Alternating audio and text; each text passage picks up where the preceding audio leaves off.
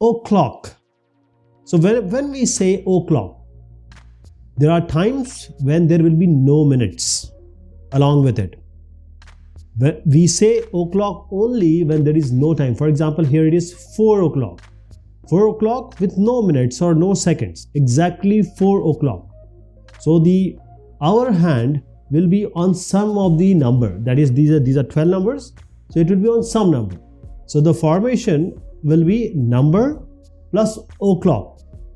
You will say the number and then that will be followed by o'clock. For example, 7 o'clock.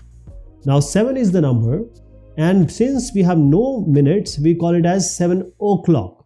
Again, 4 o'clock. It's 4 o'clock. So 4 is the number and o'clock is when we have no minutes. So here we always say it's a short form of it is. Rather than saying 7 or 4 in the word, you can also say it in or write it in numbers like 9. So it's up to you what you use. 4 is better.